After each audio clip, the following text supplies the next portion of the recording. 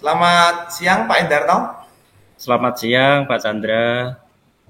Wah, ini pulang sekolah sepertinya Pak Endarto kemarin saya lihat kok terlihat murung. Mari kita duduk-duduk dulu Pak Endarto di perpustakaan Pak Endarto. Oh iya, Pak Chandra, siap. Mari, Memang, mari. Pak. Ini kemarin saya perhatikan Pak Endarto kok terlihat murung, kemudian kurang bersemangat. Saya perhatikan ada apa ini Pak Endarto? Ya, betul, Pak. Jadi, saya untuk kemarin-kemarin itu tidak fokus, galau, dan sedikit sedih, Pak, terkait dengan pembelajaran yang saya lakukan di kelas. Nah, kira-kira Pak Chandra ada waktu enggak? Nanti saya mau curhat, sharing terkait dengan pembelajaran saya itu tadi, Pak. Oh, iya ada nanti setelah pulang sekolah. Gimana nanti Pak Edarto kalau kita pulang sekolah kita ngobrol-ngobrol sebentar. Ya, siap, siap. Saya ngikut aja, Pak Chandra. Oke, baik. Mari silakan duduk Pak Edarto. Ya, terima kasih, Pak Chandra. Ya, menyambung obrolan kita tadi.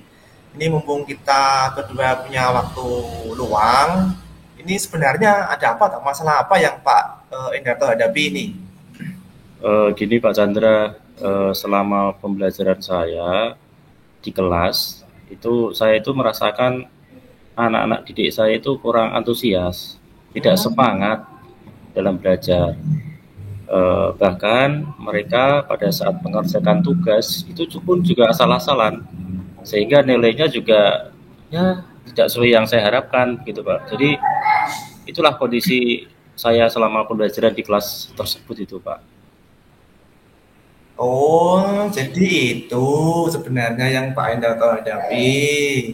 Jadi intinya murid-murid Pak Endarto terlihat kurang antusias, kemudian kurang bersemangat mengikuti pembelajaran, terlihat pasif begitu ya. Ya betul Pak Jadi Chandra. kemudian tujuan dari pertemuan ini yang Pak Endarto harapkan apa? Saya berharap dengan pertemuan saya dengan Pak Chandra ini, saya bisa menemukan solusi agar saya dapat mencari strategi supaya murid saya dapat aktif, dapat semangat, dan mereka merasa senang mengikuti pelajaran saya. Sehingga mereka juga akan mengerjakan tugas-tugas yang saya berikan.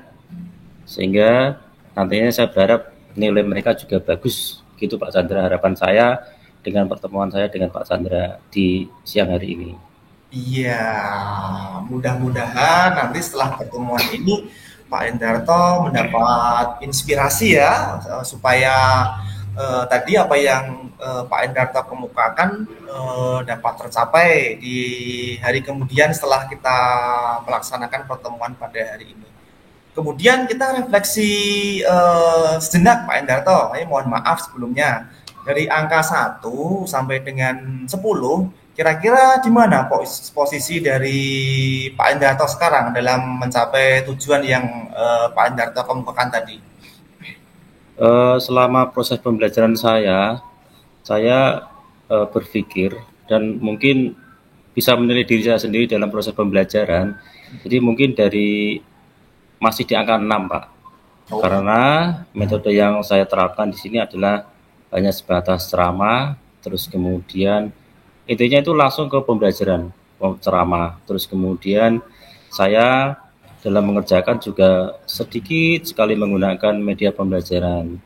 Ya mungkin anak-anak juga bosan, boring dengan pembelajaran saya dan apa ya, sedikit kurang bersemangat begitu Pak Chandra. Jadi masih masih di angka 6 menurut saya itu. baik. Jadi menurut Pak Endarto masih di angka 6 ya. Nggak apa-apa Pak Endarto, tetap semangat dan mudah-mudahan nanti setelah pertemuan ini, setelah melakukan tindak lanjut nanti bisa naik level angka 8 atau ke angka 9 gitu ya Pak Endarto ya. Ya. Kemudian pertanyaan saya selanjutnya sebenarnya apa sih hambatan atau gangguan yang dapat menghalangi Pak Endarto dalam mencapai tujuan yang Pak Endarto sampaikan tadi?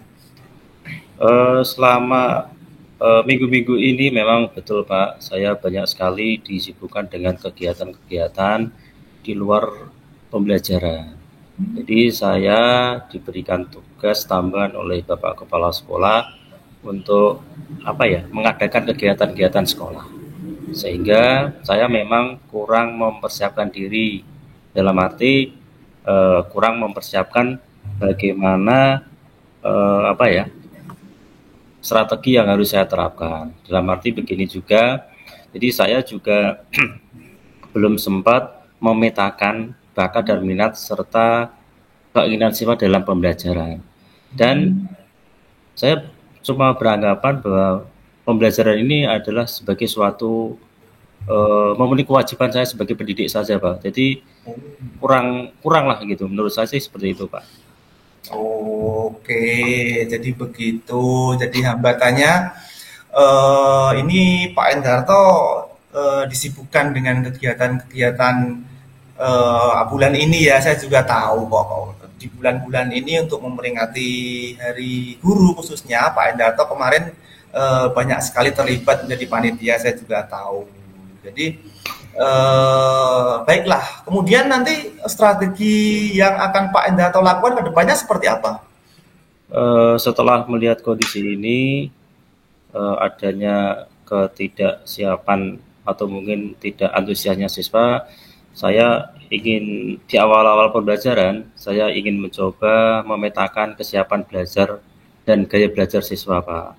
Kemudian saya juga ingin menyusun RPP yang baik dan ideal sesuai dengan kebutuhan siswa. Dalam arti RPP yang berdiferensiasi, yang mana itu nanti juga akan kita siapkan juga media pembelajaran yang menarik, Pak, sehingga siswa juga bersemangat, antusias, dan senang mengikuti pembelajaran saya.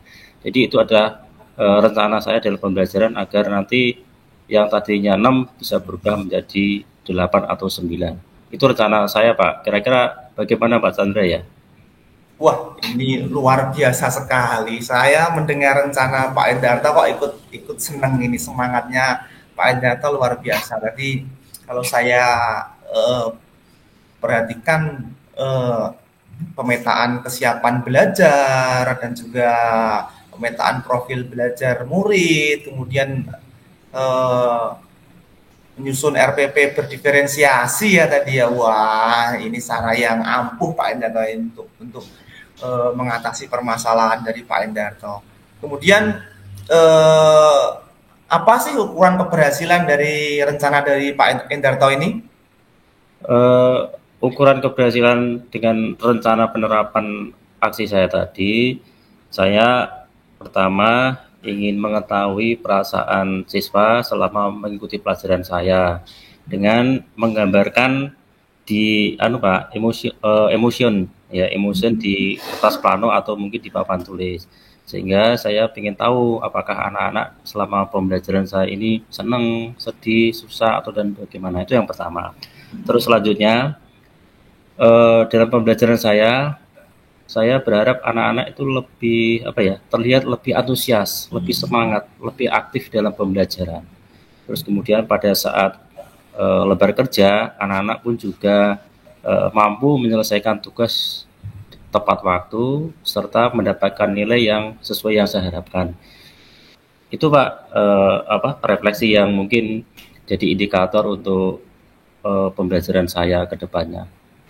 Oke, baik. Jadi tadi ukuran keberhasilan juga sudah Pak Endarto sampaikan ya, nanti akan berencana untuk mengadakan refleksi di akhir pembelajaran kan begitu ya Pak Endarto. Kemudian nanti kalaupun hasil belajarnya para siswa ini meningkat berarti strategi dari Pak Endarto ini dapat dikatakan berhasil kan begitu. Kemudian kira-kira siapa ya nih Pak Endarto nanti yang bisa membantu Pak Endarto dalam menyusun rencana ini? Dalam perencanaan saya untuk memperbaiki kualitas pembelajaran saya Tentunya nanti saya ingin konsultasi juga yang pertama kepada Bapak Kepala Sekolah selaku eh, apa, pemimpin dalam di sekolah. Terus yang kedua adalah Bu Ani, Pak. Bu Oh. Ani ini adalah seorang guru senior. Kemudian beliau juga eh, alumni dari guru penggerak. Sehingga saya beranggapan Bu Ani ini luar biasa prestasinya.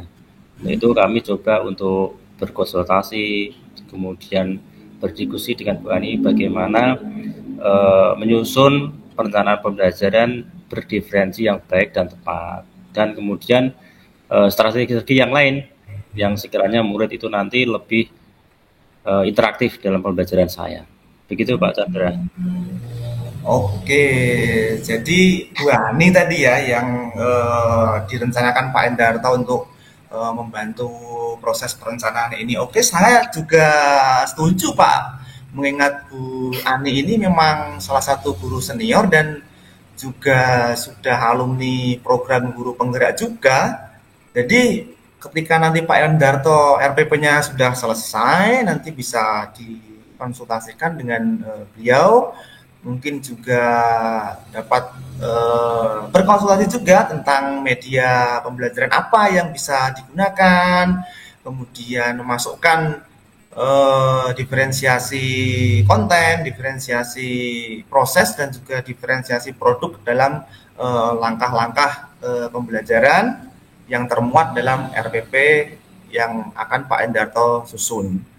Kemudian pertanyaan saya berikutnya, tindak lanjut Pak Endarto setelah percakapan ini, kemudian tadi Pak Endarto juga sudah kemukakan beberapa aksi atau beberapa rencana.